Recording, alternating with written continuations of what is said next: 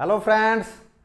तो दोस्तों आज बात करेंगे हम लोग नए टॉपिक पे जो एनसीईआरटी का विवाद अभी चल रहा है और सुप्रीम कोर्ट ने क्लास 8 का जो है एनसीईआरटी बुक सोशल साइंस का उसको जो बैन किया है स्वतः संज्ञान लेकर, उसके बारे में चर्चा करेंगे।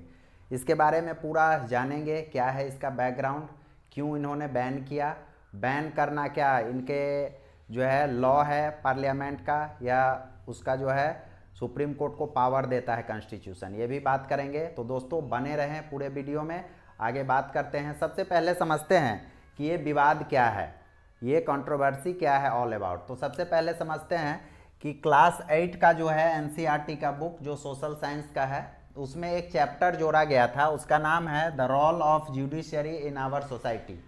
हमारे समाज में जो है न्यायपालिका का क्या महत्व है इसके बारे में बताया गया है। उसमें एक पॉइंट ऐड किया गया है करप्शन इन जुडिशरी।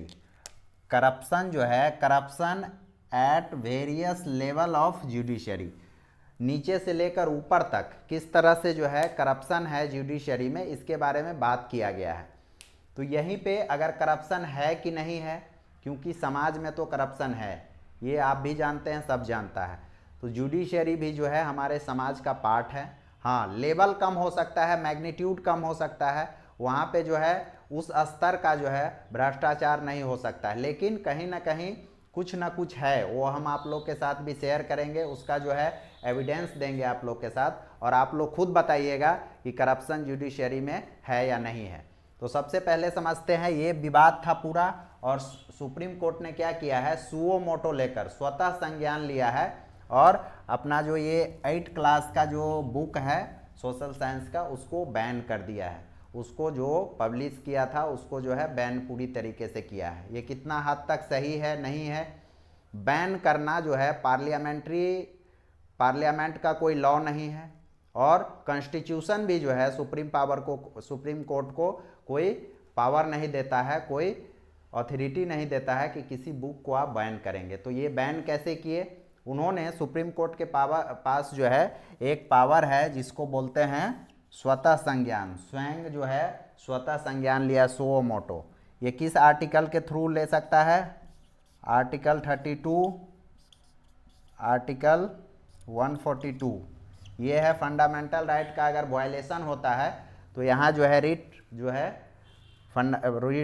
है सुप्रीम कोर्ट दायर कर सकता है किसी भी ये को। और दूसरा जो है 142 जो कि कंप्लीट जस्टिस के लिए सुप्रीम कोर्ट जो है एक्शन लेता है, स्वतः संज्ञान लेता है। तो यहाँ पे 142 के तहत जो है सुप्रीम कोर्ट ने संज्ञान लिया है और बताया है कि ये जो करप्शन का जो बात की गई है एनसीईआरटी बुक में, वो कहीं ना कहीं कोर्ट का अपमानना है, ये अपमान है कोर्ट का, इसीलिए सुप्रीम कोर्ट ने स्वतः संज्ञान लेकर जो है इसको बुक को बैन कर दिया गया है नेक्स्ट पब्लिकेशन के लिए। कहीं भी अब ये बुक डिजिटल फॉर्म में चाहे फिजिकल फॉर्म में अब उपलब्ध नहीं होगा।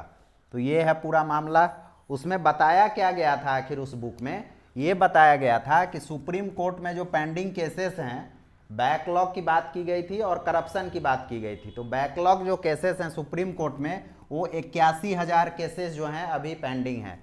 हाई कोर्ट में 6.2 मिलियन पूरे देश में, और लोअर लेवल डिस्ट्रिक्ट कोर्ट में 47 मिलियन जो केसेस हैं वो पेंडिंग है, बैकलॉग है।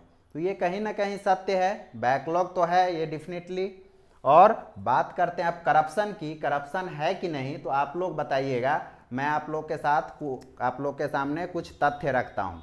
देखिए, फॉर्मर लॉ मिनिस्टर जिन्होंने बताया था कि यहाँ पे 16 में से जो है 8 ऐसे जजेज हैं जो कि करप्ट हैं। फॉर्मर लॉ मिनिस्टर ने बाकायदा कि एफिडेविट फाइल करके बताया था कि यहाँ पे करप्शन कहीं ना कहीं है। दूसरा बात करें जस्टिस करनान की, जिन्होंने इवन कि प्राइम मिनिस्टर को भी लेटर लिखा था उस समय और बताया था कि 33 जजेस जो हैं वो करप्ट हैं। यहाँ पे सीबीआई इन्वेस्टिगेशन किया गया था एस.एन. शुक्ला के खिलाफ करप्शन केसेस में। तो ये क्या है, बिना करप्शन का तो होगा नहीं कुछ। रिसेंट में अगर बात करें तो जस्टिस यशवंत वर्मा का केस आप लीजिए, आप लोग सब न्यूज में सुने होंगे कि किस तरह से जो है हाफ बर्न जो है बंडल केस का उसके रेसिडेंट पे मिला था, इसका भी इन्वेस्टिगेशन अभी चल रहा है। तो ये जो है धुआं कहीं ना कहीं से आ रहा है, इसका मतलब है आग तो लगी है, मतलब उतना लेवल पे नहीं है लेकिन करप्शन तो है, इस बात को जो है नकारा नहीं जा सकता है। तो आप लोग बताइए कि करप्शन है या नहीं है। और अब बात करते हैं कि बैन करना सुप्रीम कोर्ट का जो है फैसला सही है या गलत है। तो बैन करने से कुछ नहीं होगा, उसको जो है बैन करने से क्या सुप्रीम कोर्ट का जो है जितना सिस्टम है या करप्शन है वो खत्म हो जाएगा? नहीं होगा। उसमें जो है आपको बात करना चाहिए, उस पर आपको सही निर्णय लेना चाहिए। और इसका मेन सॉल्यूशन क्या है? सॉल्यूशन है आपका जुडिशरी का जो है एक अकाउंटेबिलिटी कमीशन बनना चाहिए, जहाँ पे रिटायर्ड जजेज, सोशल जो है हमारे समाज के जितने भी सोशल वर्कर है वो पार्टिसिपेट करें। और इस तरह से जो है इंडिपेंडेंट होना चाहिए जुडिशरी, एग्जीक्यूटिव और लेजिस्लेटर से, ताकि वो वॉच डॉग की तरह काम करे। अगर इस तरह के मामले आते हैं तो वो स्वतः जो है इस चीज़ों को देखे। तो ये था पूरा मामला। बाकी आप लोग कमेंट करके बताइए कि आपका क्या राय है, ये जो बैन किया है बुक ये सही है, गलत है, और जुडिशरी में करप्शन है या नहीं है, ये आप लोग पे छोड़ते हैं। आप लोग कमेंट करके बताइएगा दोस्तों। तो ये था पूरा मामला, फिर मिलते हैं नेक्स्ट वीडियो में। Thank you.